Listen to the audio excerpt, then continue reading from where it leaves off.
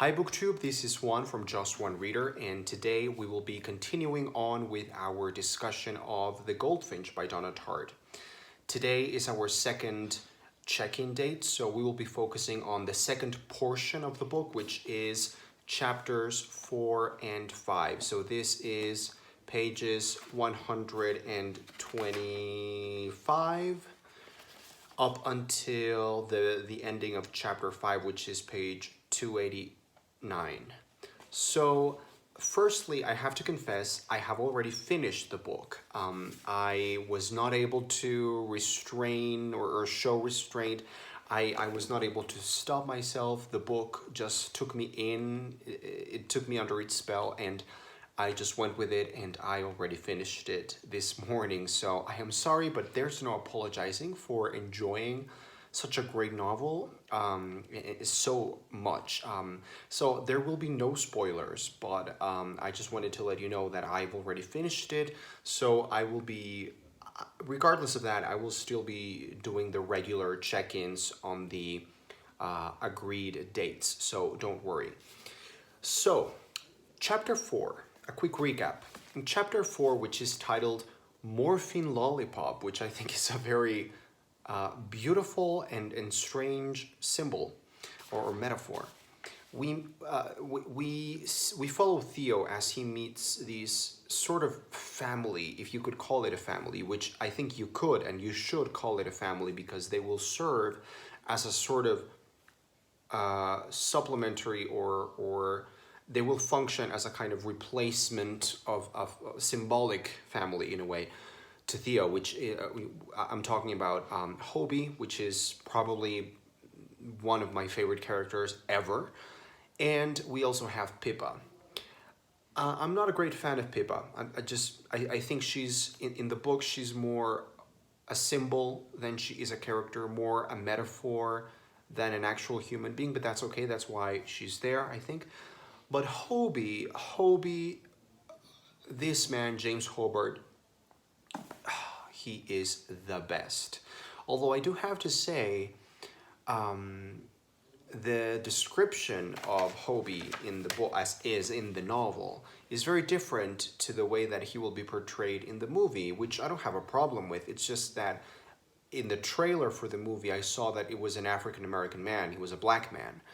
And it's strange because in the novel, he's described as kind of a very white man. I almost picture like an Irish, very, very extremely white man.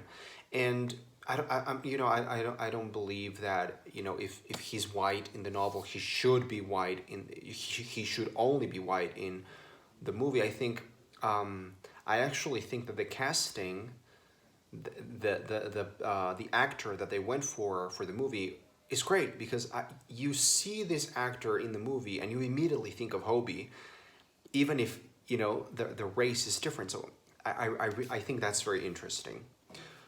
So we meet these people, and then of course we are still following Theo as he is staying at the barber's with the barbers. Let me see what's important here. Well, eventually, of course, there's this kind of weird but wonderful thing that I feel is one of the main themes of the book, which is family and the sense of illusion. So I feel like The Goldfinch is very much about how we find value in things, how we find value in activity, in work in particular, and of course, how we find value in people.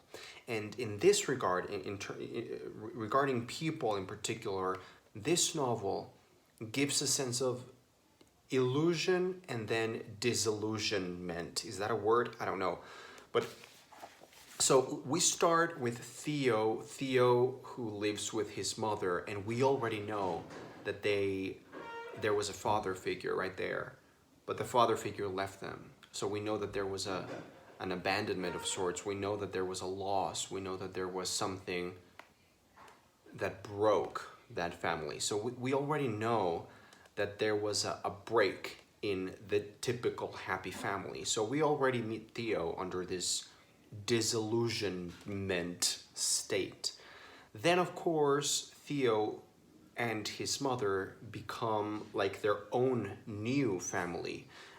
Again, there's a sense of illusion. There's a sense of finally finding some kind of illusion, stability. And then, of course, with everything that happens in the Metropolitan Museum, this illusion is again broken.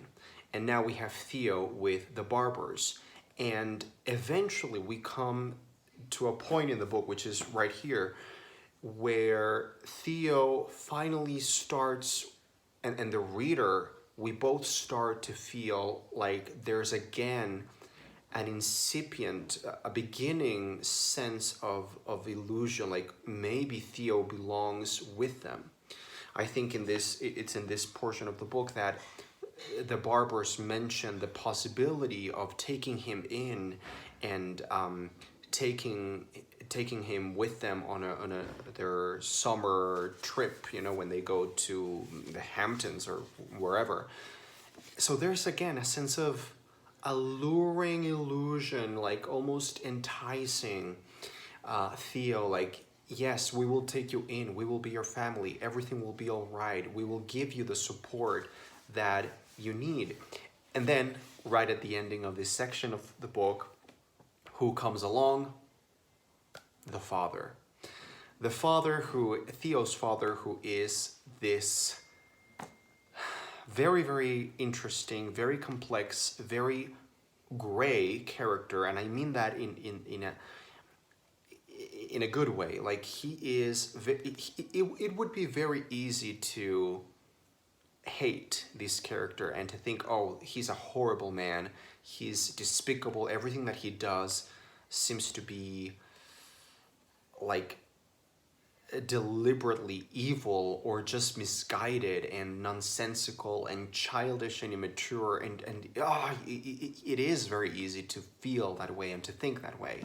However, as the novel goes along, and I'm not going to spoil anything, but we do see more layers of complexity in this character. So Donna Tartt, kudos for that. So what happens next is that Theo has to go to Las Vegas with his father and with Xandra, which is the only way I can think of pronouncing that name, because it's not Sandra, it's Xandra. I don't know, I think that's a delightful detail that it's spelled with an X. So Xandra, who is this incredibly tacky and, again, a very cartoonish kind of character who it would be very easy to see as a cartoon character, but she's not.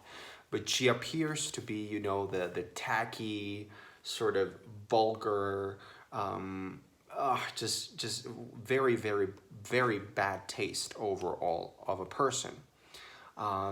And so Theo goes there, and I love this sentence here, which is page 251, which really supports my idea of what I said before, of this illusion that is constantly broken, and it's breaking Theo apart.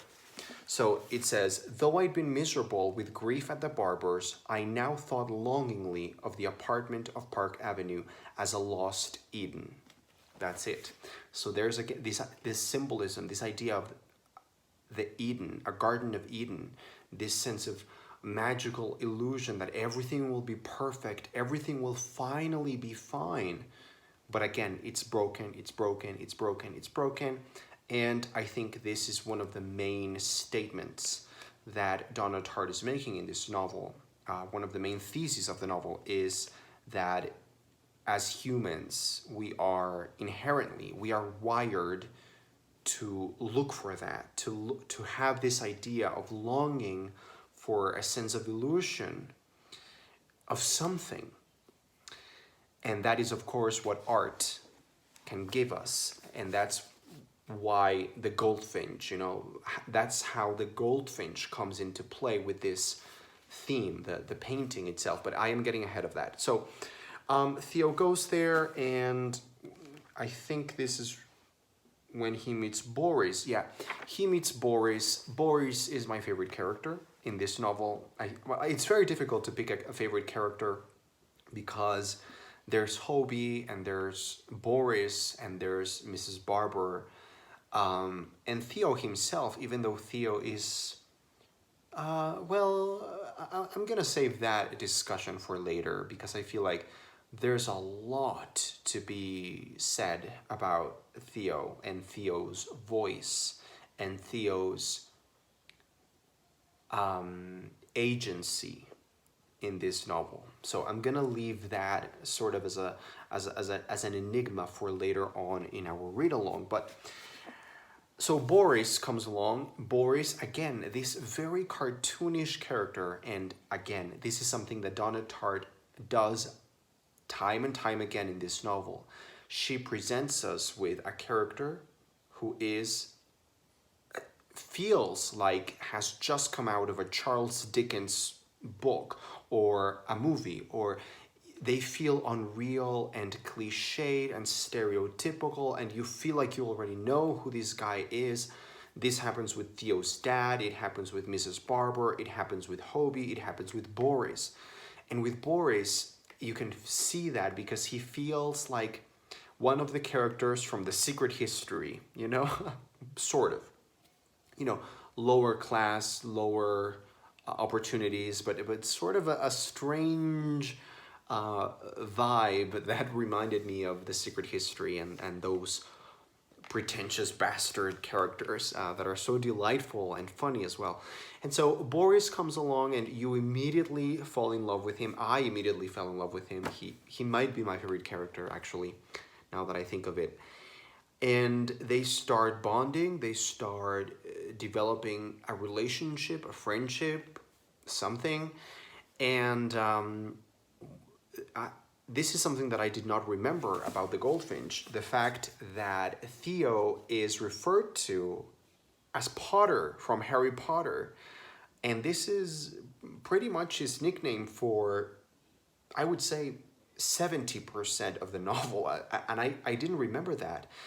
So I love this kind of detail. I love it. I love it. I love it. How Boris meets Theo and he immediately calls him Potter, Harry Potter, because of, you know, his glasses. And the way that he dresses, he has like a more, I guess, polished look than some of the other kids in this Las Vegas school. And so he becomes Potter, and Potter becomes his nickname for 70% of the novel, I think. And I didn't remember that detail, and I thought it was hilarious, and I loved it because it makes sense. It makes sense. That's exactly what would happen. I also really liked it because I feel like it says a lot about Donna Tartt herself as an author, who doesn't take herself very seriously. She's willing to play with this idea that they would call the character a different name from a different protagonist of a different book. So she's not afraid of going there, of using these references, Potter, constantly throughout the book. And I thought that was like a breath of fresh air, and I smiled every time that he was referred to as Potter. Then what happens? Well, in this part of the book, we follow, it's a very, very, very, very important and fascinating part of the book because we follow Theo and Boris's relationship, the things that they have in common, the things that they do not have in common. It's a part of the book that is sort of hazy, and there's a bunch of drinking and taking drugs and recklessness and adolescent angst and rebellion and anger. But it's wonderful. It's wonderful, and it's funny, and it's fascinating. And Donna Tartt, you killed this section of the book. This might be one of the best sections of the book, in my opinion.